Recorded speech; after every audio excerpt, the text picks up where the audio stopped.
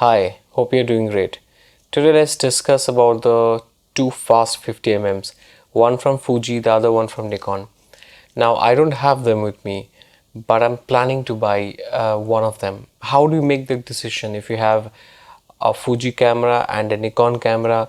How do you choose between the two very fast, very high-end and expensive 50 mm lenses? Fuji has already announced and launched their own, and Nikon is supposed to launch in the next 1 week. I mean, they're going to announce it in the next 1 week. The launch is probably going to happen by the end of the year. Now, but I'm sort of saving up for it, and I'm planning for one of these lenses, and I'm also budgeting for them. I'm also evaluating my use case, the kind of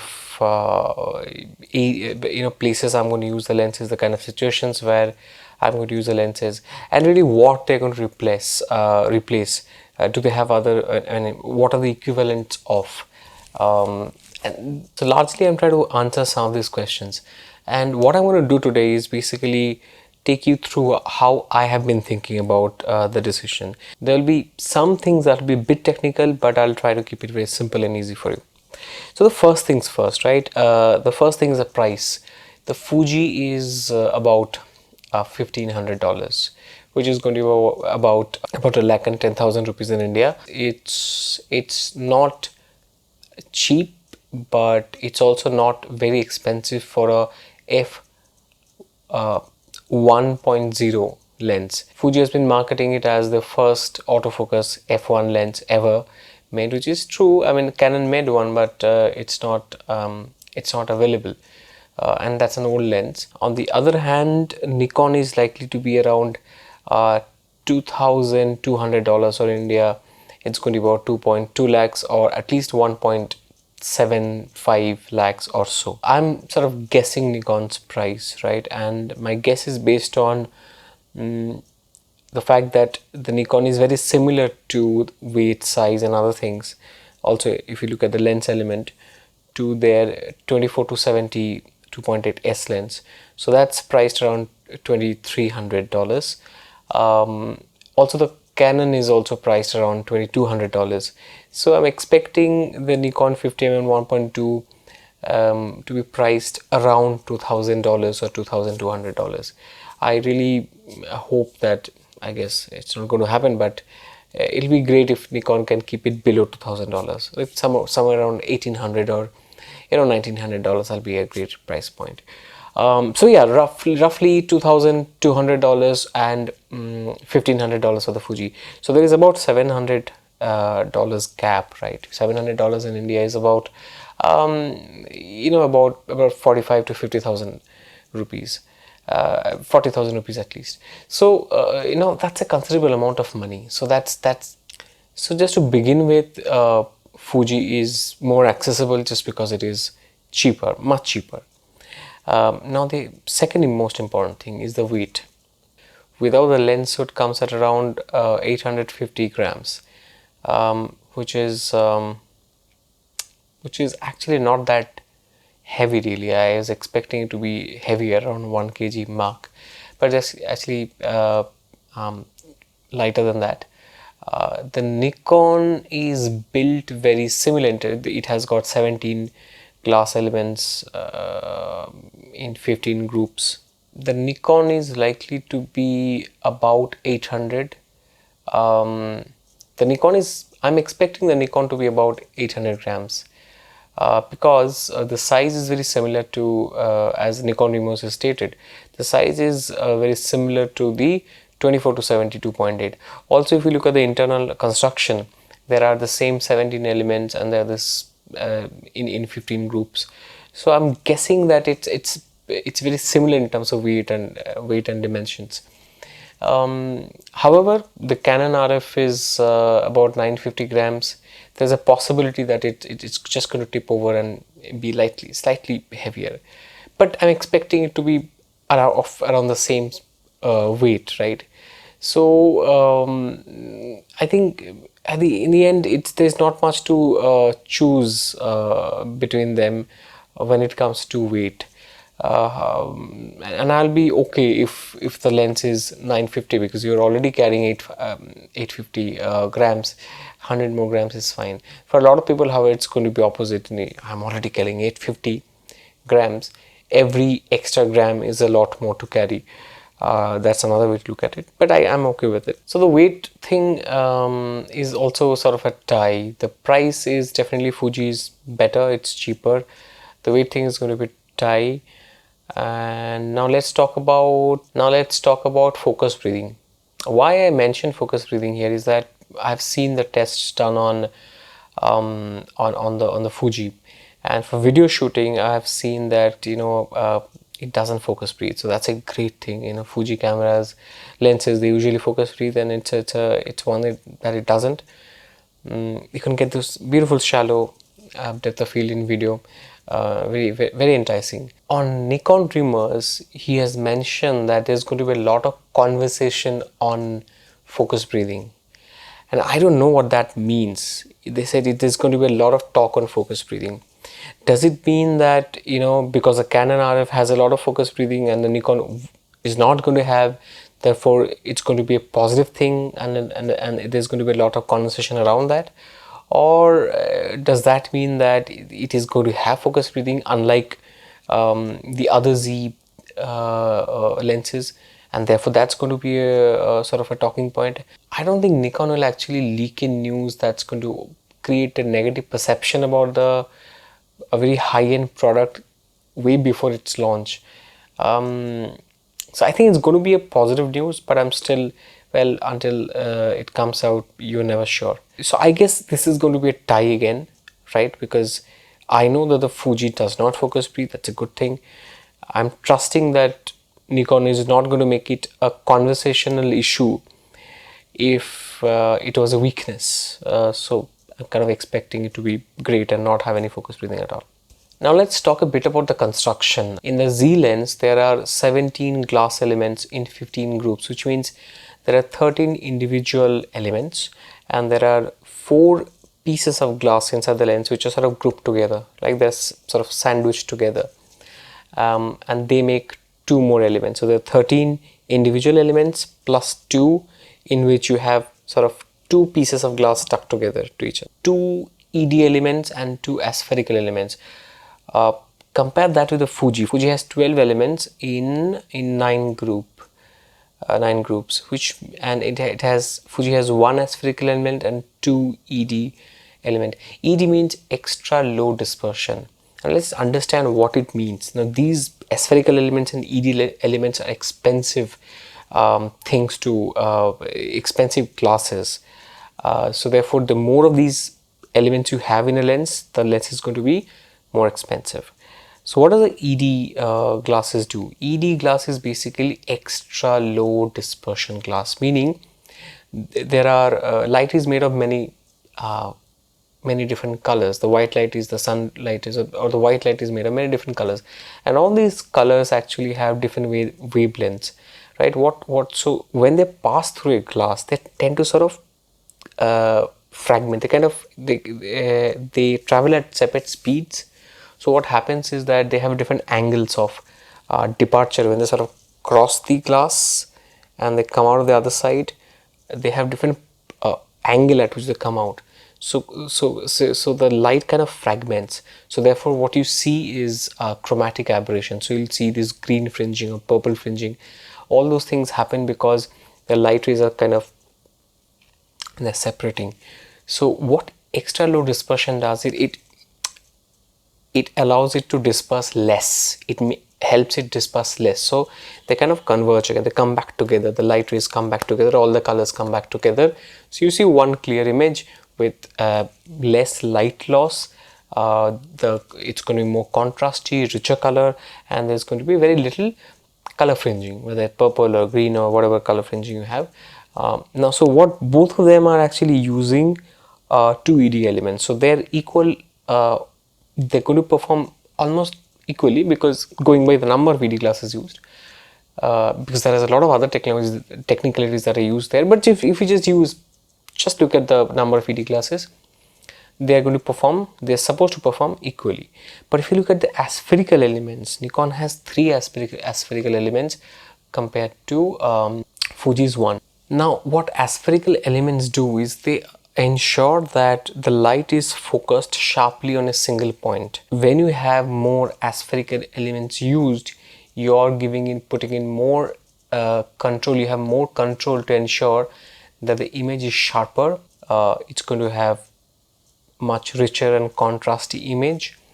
At the same time, it's going to have much better chroma management, so the point sources of light, they're going to look sharp, they're not going to look fuzzy and sort of ghostly, and that thing is not going to be there. So if you're shooting against light, that it helps there as well. The other very important thing is that aspherical elements allow the image to be much sharper. Therefore, and this is understandable because Nikon in the rumored Z8 or the Z9, they say it's going to be a 60 or 61 megapixel camera. So a high-end lens like this has to have the resolving power for a 60 or 61 megapixel camera, and in future perhaps a 90 megapixel camera, 95 megapixel camera. The future bodies are going to have a lot of high resolution sensors. So when you design lenses, these companies are going to ensure that the lenses are sort of made keeping the future bodies in mind. So my expectation is that the Nikon will have much more resolving power, and something like Z6, it's not a real challenge. The challenge begins at Z7 or Z8, 9, whenever they release. On the Fuji side of things, I mean, they're probably looking at a 40 megapixel camera in the next iteration because that's the talk. But I think they don't, the ambition is not to go 60 megapixel or 90 megapixel there. So it's not going to be that sharp an image, but it's going to be adequate for anything that Fuji comes up with in terms of body. Nikon is likely to be sharper, but Nikon is likely to be sharper for bodies that also have a lot more megapixel, where that sharpness will actually translate into something meaningful. Now these lenses are supposed to be low light beasts, so that's the next thing I looked into, because that's one more decision parameter. So I try to understand which one is actually going to be better in low light. Now the Fuji is f1 and the Nikon is f1.2. So on paper, the Fuji is a faster lens, meaning it's going to allow more light to pass through, and you will be able to use a higher shutter speed. That may not be the reality, because you remember that Fuji is a crop sensor camera. Fuji is a crop sensor camera. So what I wanted to do is I wanted to test how Fuji sensor matches up to the Nikon Z6 sensor. So what I did was I in the same lighting condition, I used the camera and tried to understand what is the ISO difference given the same shutter speed and the same aperture. And consistently, the Fuji needed 60% more ISO value to get to a normal exposure, to get to a proper exposure. To achieve the same light level as Nikon, the Fuji needs 60% higher ISO. Now let's round that down to 50%, because I'm using a specific lens. I'm using 35 f2 on the Fuji, and I'm using a 50mm f1.8, although both are used at the same aperture when I was doing the tests. So I am assuming that there is about a 50% difference. So if I keep that in mind, f1 on the Fuji is going to be about f1.2 on the Nikon. It means if you're using the Fuji at f1.0, it's going to be equal to using the Nikon at f1.2 if the lighting levels are same and the shutter speed is same and the ISO value is same. Okay, which means in terms of how good they are in low light conditions, they're about the same. Now the question is, which one is better at higher ISO? Therefore, in terms of grain, both are similar. In fact, I honestly found the Fuji to have a smoother grain, surprisingly, and I'm comparing the Fuji X-T3 with the Z6. However, the richness of color, the shadow and the light transition are much superior on the Nikon. I mean, there is no condition. The colors on the Fuji starts fading drastically. They don't really look good. They don't look good at all. But the grain structure, how the grain looks, I kind of like the Fuji, to be honest. So I was surprised about how the grain looked, but I was very disappointed about how the color looked. If you give it to me, I'll use Lightroom and take care of the grains, or probably I'll let the grains be there because they also add something to the image.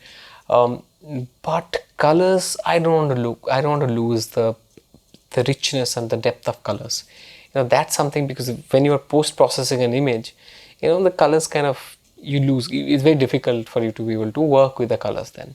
So I would say that the Nikon is still going to give you a better overall picture, not because it is cleaner, but because the colors are richer at the same ISO, especially if you're going upwards. Now we talked about shooting in low light, but you know what the sweetest thing about these lenses? It's the bokeh, the blur. Now here I'm going to talk about which one is going to give you better blur, more blur.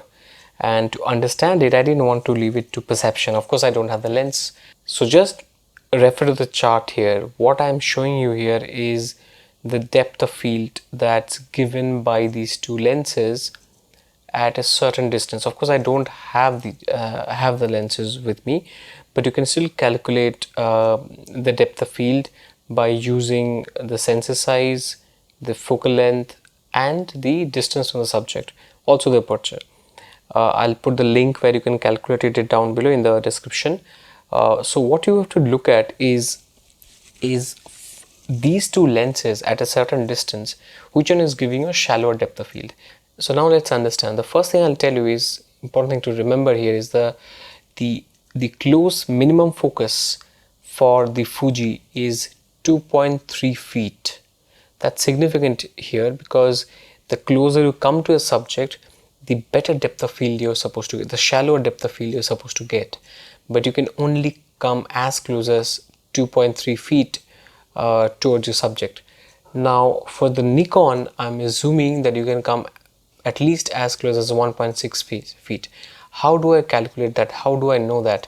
Now if you look at the Nikon Noct, the 58mm f.95 Noct, that has the minimum focus distance of around 1.64 feet.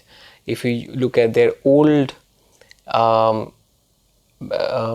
manual focus 50mm 1.2 lens for the f mount, that has also the similar sort of minimum focusing distance.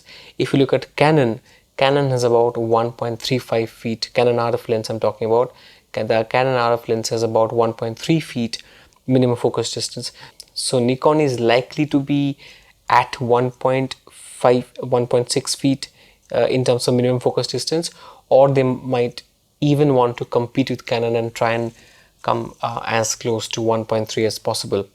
But definitely Nikon would not like to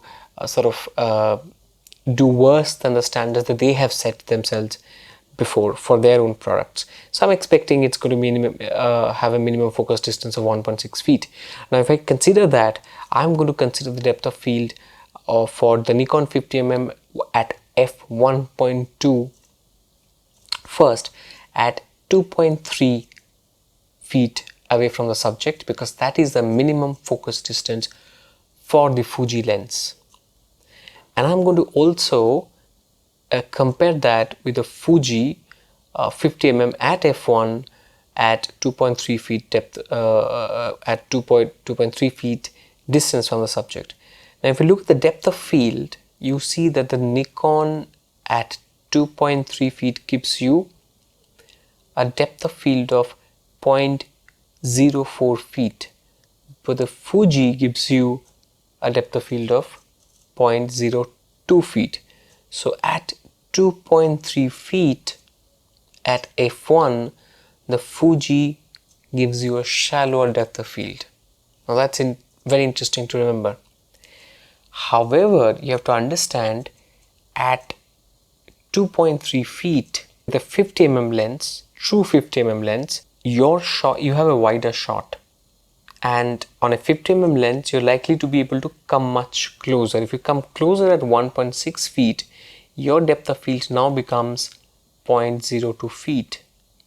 So at the likely minimum focus distance for Nikon, both are likely to give you very similar depth of field of 0.02 feet. Now let's try and understand this a bit better.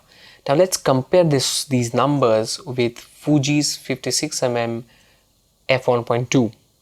At 5 feet, the depth of field is going to be 0.11 feet, 0.11 feet, same as an 85mm f1.8 on a full frame.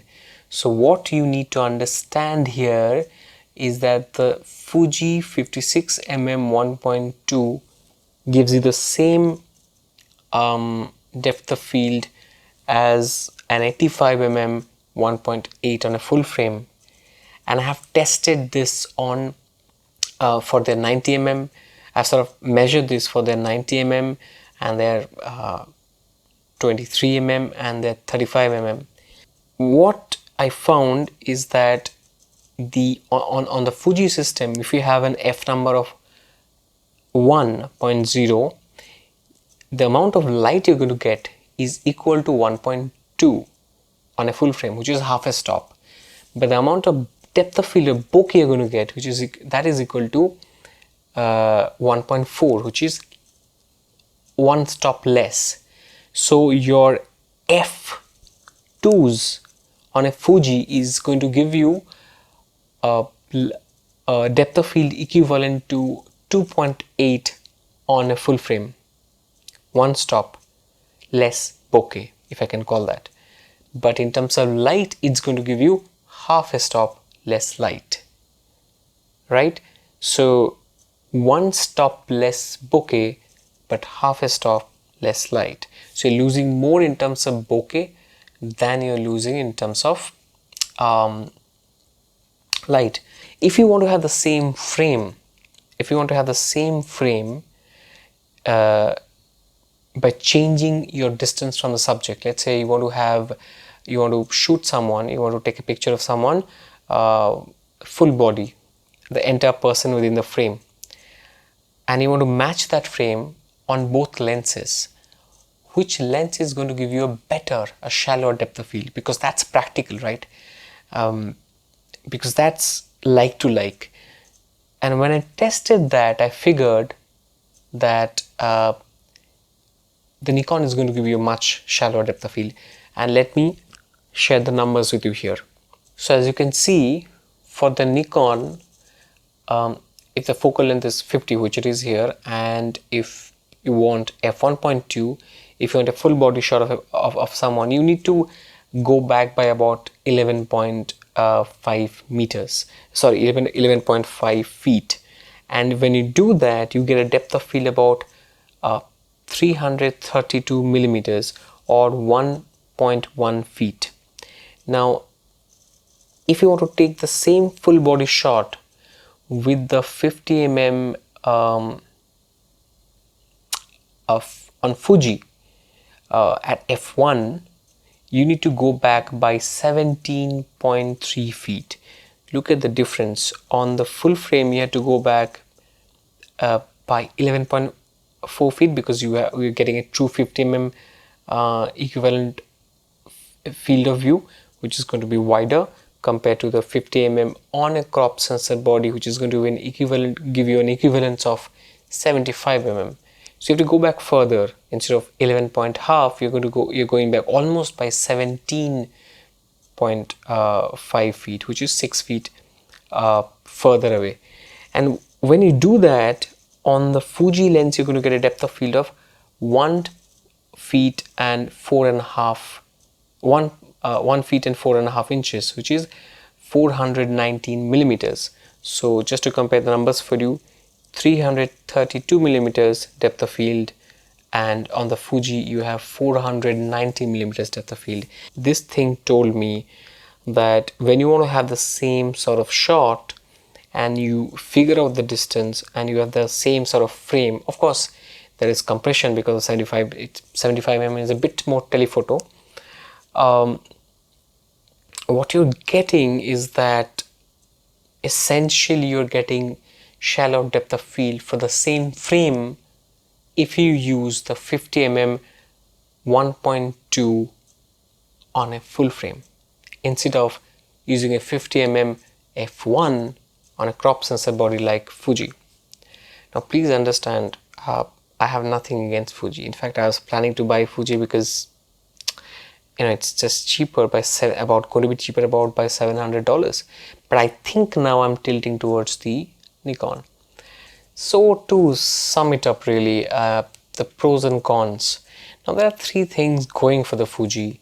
Firstly, it's much cheaper. It's going to be about 700, at least $500 cheaper to $700 cheaper, which is somewhere between 35,000 rupees in India to 55,000 rupees in India, roughly. And you have tiny and light bodies like XT30 and XT20. What happens on those bodies is that if by using them, you're able to use a body that's only 350-ish or 380 grams. They're lightweight bodies, right? You add a 350 grams, I'm just rounding it off. If you use a 350 grams body on an 850 gram lens, the entire kit is about 1200 grams, or 1 kilogram and 200 grams. That's much lighter than what you're going to get on the Nikon. On the Nikon, the body is about 685 grams or 680 grams. Now add about, I guess it's good even if you consider it to be a 850 gram lens that's going to come in, you're still looking at 1.5 kg. But if you want the best, the very, very best, you have to go with the Nikon. Now the other thing that's going for the Nikon, for the Fuji, is that Fuji does not focus breed, so that's a great thing. On the Nikon, we still need clarification on that. We don't know whether it's going to focus breathe or not. The expectation is that it won't, but let's see. Now the pros for Nikon are a lot as well. It's likely to be a much sharper lens because it's going to be ready to resolve for a 61 megapixel sort of camera. So what that means is that occasionally if you want to put this lens on a crop sensor body like a Z50, and you're going to get a 75 mm equivalent of focal length, much like you're getting on the Fuji right now, you are going to get a depth of field of about f1.8 and light of about f1.4, but you're going to get very sharp images, because even when you're taking just the center of that image, going by the history of how sharp these Z series S line lenses are, and going by how complex the design of the 50 mm is, and the fact that it is very similar in terms of internal construction, size and weight and look and all that, as if it's based on the fantastic 24-70, I think it's going to be definitely a much sharper lens. On the other hand, the Nikon is expensive, as I mentioned. 50 mm f1 on the Fuji is going to give you a look roughly of about an 85 mm f1.4. Remember that it's going to give you a light which is equivalent to f1.2, but it's going to give you a depth of field equivalent to 1.4 f1.4. But the only thing is, an 85 mm 1.4 has a longer focal length by 10 mm. So an 85 mm 1.4 on a full frame is actually going to give you a shallower depth of field than a 75 mm equivalent 1.4 equivalent lens on a Fuji body. So that's something to keep in mind. So it's not really that much of a bokeh monster, maybe in the Fuji system, but if you compare to the full frame, it's not. The last thing for me to consider creatively is that, because of a true 50 mm lens, the Z lens will allow me to actually take a portrait with a nice shallow depth of field. But when I want, I can actually take a wider shot. I can use the lens indoors as well. Remember, most of the low light situations, most of the times they happen indoors, right? Whether it's a restaurant or someone's party, or it's a marriage where the bride or the groom is getting ready inside a room. There are these certainly smaller spaces where you can actually still use a 50 mm, but using a 75 mm equivalent lens is going to be very difficult. Also, I really like that wide angle but shallow depth of field sort of medium format ish look, and you can come sort of close to that with a 50 mm 1.2 if you sort of go back a little bit, ensure there's a bit of distance and take a wide shot, and you're likely to have that nice wide look with a nice depth of field that looks so cinematic. So yeah, I think that way the Z lens is also a bit more, you can say, flexible. Now remember, you're not going to buy these lenses. I'm probably going to buy something like this only twice in my life. I don't know. Like most people will probably buy it once, right? So my point of view is that if you're going to buy it once or twice, go for the best. And if you're someone who's going to choose the system, if you're going to choose a camera based on the lens lineup, I would say go for the Canon or go for the Nikon, because they have these, you have the full frame advantage, and it's there. When you want those dramatic shots, when you want that low light shots, when you want that depth of field without having to move to medium format, you have that option in full frame. So I think you should make full use of it instead of just compromising on it. And since you're not going to be able to buy it again and again, I think go for the best product. At the end of the day, I would say that I'll probably wait a bit and save up those $700, that 40,000-50,000 rupees more, 50,000 rupees more, and invest in a lens that I think is better overall, more versatile overall, and going to open up more creative choices for me. So I think I am sort of inclined towards choosing the Nikon, and thinking that I'm going to start planning and budgeting accordingly. However, a lot more will be revealed the next week, and whenever there's more information, I'm going to come back to you guys with more information. Yeah. And see, I'm putting in a bit of effort in this channel. I'm trying to make this worthwhile for you guys to watch and learn from my experiences, and we're going to learn together. So I would want you to just help me out a little bit. How do you do that? It doesn't cost you to just press a subscribe button. It doesn't cost you nothing at all. You can comment, you can share this, you can like the video. That makes these videos a bit more visible for the YouTube community. And you can also press the bell icon. If you do that, I'm not requesting. If you don't like it, downvote. If you don't like it, downvote. But if you like it, I mean, be kind to subscribe and like. Yeah, see you soon. Thanks. Stay safe.